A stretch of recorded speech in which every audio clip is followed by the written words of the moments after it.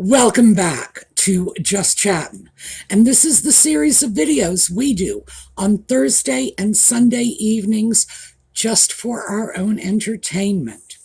So, Audie the bad cat is sitting sunning himself in the front window because it's been chilly out. So, chilly cat, sunny window, you can see where this one's going. Okay, yellow for Catherine, for Lex's mom, for everyone dealing with cancer. Yes, see, there really is yellow here. And we are just throwing out our very best wishes for all of you. So we've got some really interesting stuff to look at this evening. And I know some of you are probably thinking, oh, Sue, that was such a clickbaity title for this video. I swear, I took that straight from one of the headlines. Honestly, as always, my sources are in the video notes. You can check it out for yourself. But yeah, this is what the media is saying now. So, as I say, we're going to have fun with this when we come back in 22 seconds.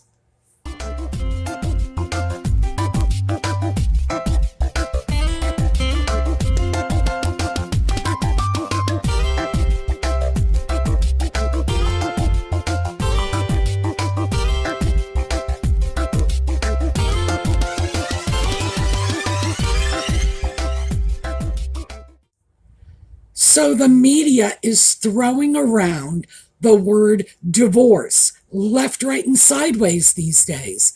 I was surprised by the extent to which this is hitting the press. The sources I have quoted are usually lesser known sources because I enjoy those. I really do. The way I see it, anybody can get their information from the New York Times or the Daily Mail. But I prefer taking a look at the lesser known sources, the ones that are a little more obscure. But things like the Hindustan Times, the Times of India, let's not lose sight of the fact that India is a country that has probably the world's largest English-speaking population on the planet. So it's nothing to sneeze at. So let's start there. Yes, everyone is saying that Nutmeg and the sock puppet have separated. They are going their own separate ways, and this is, in fact, a prelude to divorce. Now, we've all seen this with couples that don't want to say they're getting divorced. It's like, well, we're just exploring time apart, whatever. I think we're all pretty clear about where these things are going, and the media is not holding back. So, I do have one article, well, I have two articles that I want to share with you, but one in particular, mostly because this was probably the most colorful of the descriptions of what is going on between Nutmeg and the sock puppet. And again, we're talking about a paper out of India, meaning it has a massive readership. So let's start off by taking a look at this one so we can get this out of the way. Prince Harry reportedly seeks escape from control freak Meghan Markle as he is tired of making ... Prince Harry and Meghan Markle's marriage is reportedly strained, with Harry embracing independence and showing a new energy during solo appearances. Prince Harry and Meghan Markle's marriage appears to be hitting a rough patch, with rumors swirling that the couple is drifting apart and leading increasingly separate lives. Radar Online earlier cited a source who claimed, quote, Harry and Meghan are going to live separate lives and have a blueprint for doing so, end quote. Sources suggest that the 40-year-old Duke has been showcasing a new energy during his recent solo public appearances as he is seeking more and more freedom. According to a source quoted by Star magazine, People noticed this was a more relaxed Harry. He was smiling and clearly relishing meeting with people about things that really matter to him, since stepping down from his role as a senior working royal and relocating to California nearly 5 years ago. Harry put Meghan's happiness ahead of his own. Harry's given up so much for this marriage, his family, his home, his friends. There's this feeling that he's been striving to make Meghan happy at the expense of his own happiness. While Meghan, 43, has no desire to return to life in the UK, Harry is reportedly reconsidering his place within the royal fold. His strained relationship with his brother, Prince William, and sister-in-law, Kate Middleton, has been well documented, but some believe if he wants to resume life in royal circles, Kate could be the one to help him. She's been rooting for an end to Harry's rift with William. Meghan is, anyway, very opinionated and a control freak, and reportedly steering the relationship.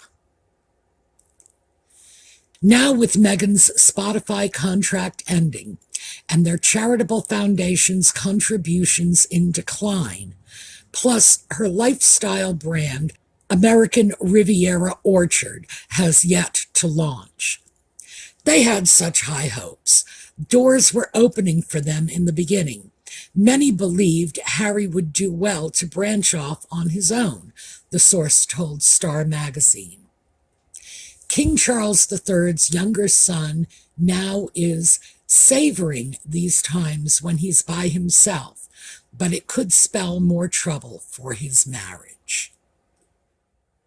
Well, I think it's pretty clear after going through that article that the writer of the article, and frankly, most of these newspapers print what their audience wants to read about. That's just the way the news media really works. So you want subscriptions, you want readership, you give the people what they want. So yeah, I would say it's pretty clear that this article is very much in favor of divorce. This is an article that was not particularly supportive of Nutmeg and the sock puppet staying together. No. And it looks like they're just thrilled by the news. Now, I have believed for a long time, those of you who have followed the channel know, that it's probably been about a year now that I've said we are watching the beginning of the end. And there were a number of factors that went into play in making that decision. But let me just quickly recap a couple. And this I've said before. Nutmeg has gotten everything she can get out of the sock puppet. What could she get to begin with? She could get a title. She could get a connection to the royal family. She could get the prestige that came with that. She could get money. Pretty much that's it. Oh, and of course she's going to get the sock puppet. But personally, I consider that to be something of a liability. And I suspect Nutmeg does too. Because this is a man who has nothing to offer outside of the title, the money, the royal family connections, the very things Nutmeg targeted and wanted in the first place. So now that she's got it, and remember, the last of the money came to the sock puppet when he turned 40, which was what, 3 weeks ago? Yes, I believe it was 3 weeks ago. So, any reason for her to stick around any longer? Well, no, I don't think so. So I think we are seeing this play out very much the way many of us thought it would from the get-go. Now, I've said this before, I'll say it again. I can't take credit for that. I didn't even know who she was. I thought she was a Canadian actress from Vancouver. Yes, my Canadian viewers were very quick to jump all over me for that one. But yeah, I didn't even know who the heck she was. So I was not predicting that this would run its course in that usual 7-year itch cycle. But the last couple of years, oh yeah, it was definitely clear that the ship was sinking. Let's just put it that way. I hate to say it, they're done like dinner. So, am I surprised by any of this? Do I feel any of us should be? No, no. The part that is a little surprising to me, but just a little, is the way the media is jumping all over this. They seem to be jumping all over it with a certain degree of glee. It's barely disguised. There's not even like objectivity in what is coming out or the pretense at objectivity. They see Nutmeg and the Sock Puppet's marriage going down the drain, and they seem to be delighted by it. Now, given everything that has been coming out about Nutmeg, especially recently with the new allegations of bullying, and Nutmeg's absurd clapback that she's the one who's being bullied. She's not the bully, she's the victim. And as always, this is a gem that she drops in the laps of young children, of all people. Yes, she's just going to tell her tale of woe to children. Lord, something wrong with that woman. Like, seriously, there's something wrong with that woman. So I think it's becoming clear that she's lost whatever sympathy or support she may have had from the press. And the tide is turning, and it's turning dramatically. But this isn't where it stops, because we have even more of this. And that is another batch of headlines that have come out stating that she and the Sock Puppet have bought a vacation home in Portugal. Isn't that interesting? Well, I have not seen any films, photos, newspaper stories about Nutmeg having any particular fondness for Portugal. It's not like, her home country of Nigeria or her other home country of Malta. No, no. We're not seeing any Portuguese connection here. The Sock Puppet, however, does have a connection because his cousin Eugenie, who apparently he is fond of, and apparently is fond of him. Hard to say with those two anyway, but that's the rumor. But Eugenie lives there with her family. Perhaps this is simply the Sock Puppet's home away from home. Now, one of the reasons that I really do believe this is because whenever you see something like this, couples are separating, going their separate ways, buying additional properties, it usually means somebody either has already moved out or is in fact planning to move out. Now, for most of us, we're not talking about buying multi-million-dollar houses in Portugal. For most of us, it's a studio apartment downtown next to the office, but principle is the same.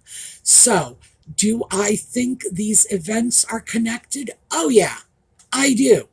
I think in any situation in which there are massive divorce rumors circulating, the acquisition of another piece of property, again, even if it's just a studio apartment downtown, definitely lends credence to the divorce speculation.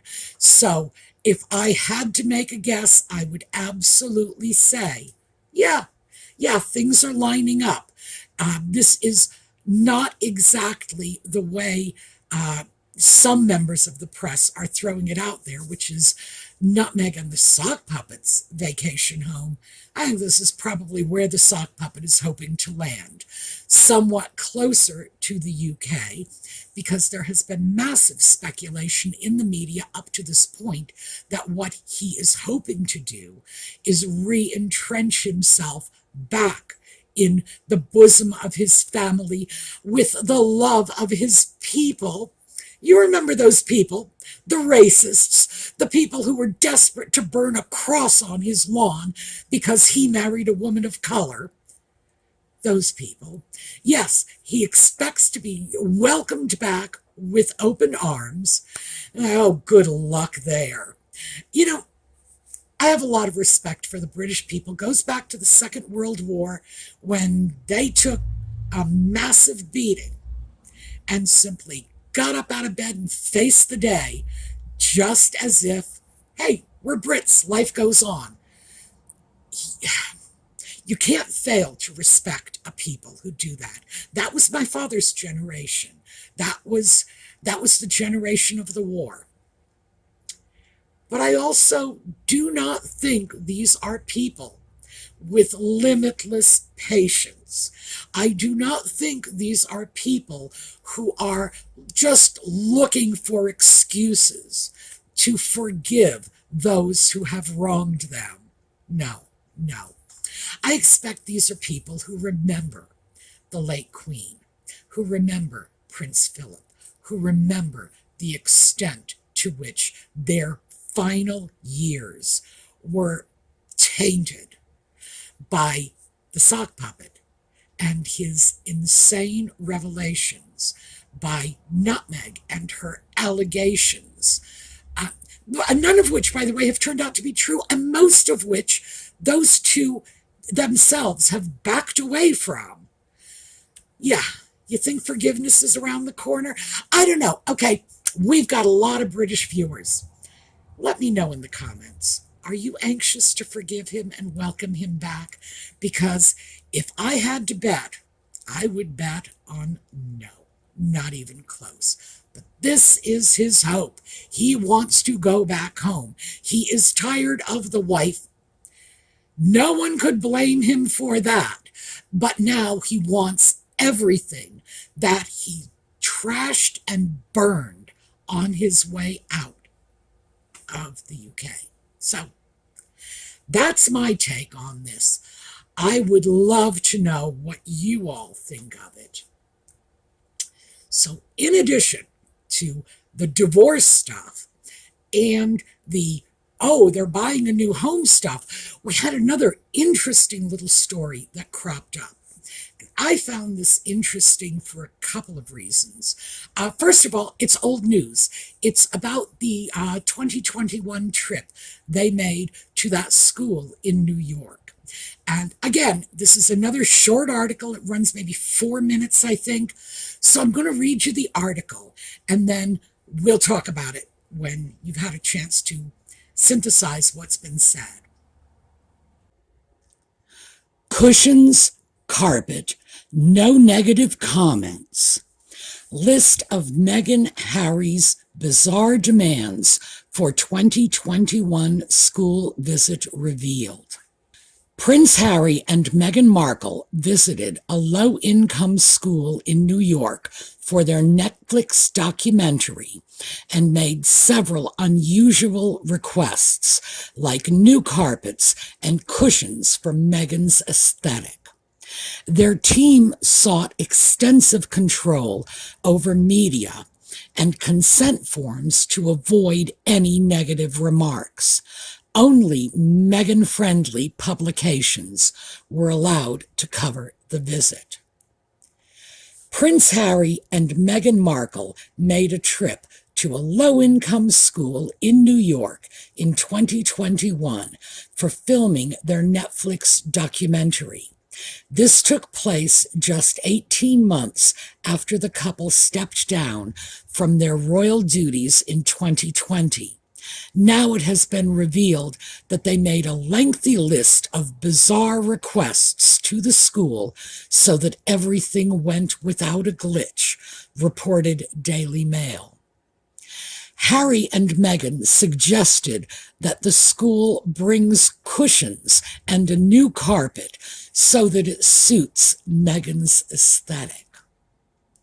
Their staff took time to choose which school they would visit and went through multiple edits of the press release to ensure that the visit sounded more substantial.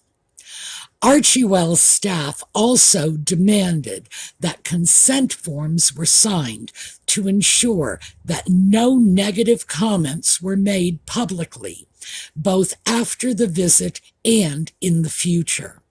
The teachers and the students of the school were banned from discussing the project at all. Quote, I agree not to make negative, derogatory, or otherwise unfavorable statements about or otherwise denigrate or disparage any of the released parties, the statement read. Daily Mail said it obtained the files via an FOIA, that's Freedom of Information Act, request, and found out that everything was orchestrated for Harry and Meghan's public appearances filmed for the documentary. British tabloids were banned from covering their school visit, and only Meghan-friendly publications like Vogue were allowed coverage. Harry and Meghan's trip to New York in September 2021 was designed to showcase them as world leaders, as it included a stop at the United Nations to talk about vaccine equity. Their itinerary included a speaking appearance at the Global Citizen Festival in Central Park, where they were constantly tailed by a camera crew for the 6-part Netflix series Harry and Meghan, which premiered last December. Meghan appeared at the low-income school wearing a $5,800 Loro Piana cashmere coat and matching $1,680 pants. So, now they are casting back on something, and what we're looking at here is something that was like 3 years ago. But it's being pulled out and it's being revisited. I do think part of it may be because the Freedom of Information Act is a slow process. The information gleaned from that act, and it is an act of U.S. legislation that allows the people to access documents, and there are restrictions on it, so it's not like you can go in and just get military secrets or anything like that. But it's a process, and usually it takes time between the initial request and the time at which the information is in hand. And that may explain part of the delay in this. But I found it very interesting that we have the exact text of a portion of that release that the teachers and students at the school were compelled to sign.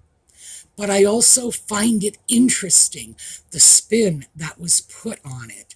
And that, if nothing else, really shows the extent to which the tide has turned. Oh, and by the way, when I was reading that article, I inadvertently misquoted the amount of Nutmeg's Loro Piana coat, and that cost $5,840. And I said 5,800.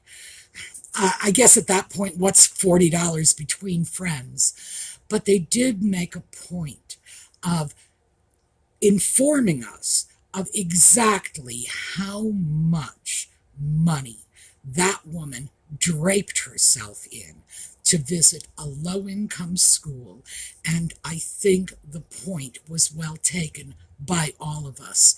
That was an appalling and completely unnecessary display of wealth and privilege.